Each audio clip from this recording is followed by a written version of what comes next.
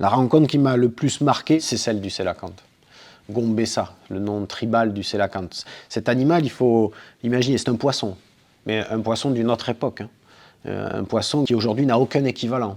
Par contre, il y a 400 millions d'années, ils étaient des centaines et des centaines d'espèces différentes. Des sélacanthes de 5 mètres, des sélacanthes de 10 cm, des sélacanthes d'eau douce, de mer, enfin il y en avait plein de formes. Ils ont tous disparu, il y a 65 millions d'années. Et on pensait qu'ils avaient absolument tous disparu en même temps que les dinosaures. Sauf que il y a un tout petit groupe qui a survécu, qui a continué son évolution très discrète au fond des océans, sans jamais laisser de traces fossiles. Et c'est celui-là que j'ai eu la chance d'aller observer à 120 mètres de profondeur, dans la zone mésophotique, là où ne règne plus que 1% de la lumière du soleil. Et l'animal est remarquable. D'abord, il a une forme parfaitement cylindrique. C'est un énorme tuyau. Il a une queue qui est extrêmement large.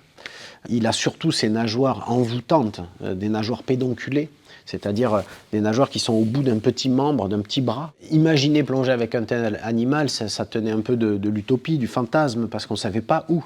Jusqu'à ce que Peter Tim, un plongeur sud-africain, le croise en plongée.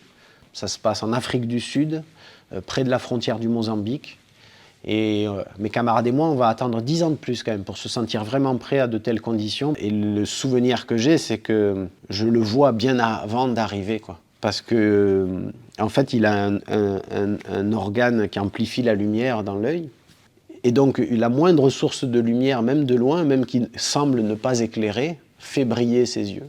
Et donc, le temps de m'habituer comme ça, j'allume ma petite lampe qui ne sert pas à grand-chose, c'est plutôt un réflexe. Sauf que là, si elle va servir, parce que tout à coup, dans l'obscurité de la grotte, pouf, je vois ces deux points verts et je me dis que ça ne peut pas être quelqu'un d'autre. Et donc je m'approche un petit peu et en fait je laisse passer mes camarades parce que j'ai trop envie de cette image de loin en fait. C'est-à-dire du sélacanthe dans son univers. Et puis après évidemment on s'est approché pour voir ces écailles qui sont recouvertes d'épines, ces plaques osseuses.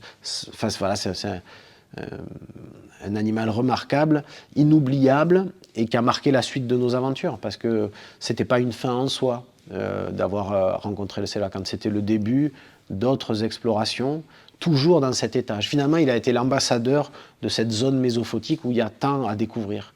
Pendant cette même expédition, j'ai photographié 2 poissons inconnus qui n'ont pas de nom scientifique. Et ça n'a cessé finalement depuis de nous accompagner. C'est pas pour rien que mes expéditions s'appellent les expéditions Gombessa, en hommage au sélacanthe.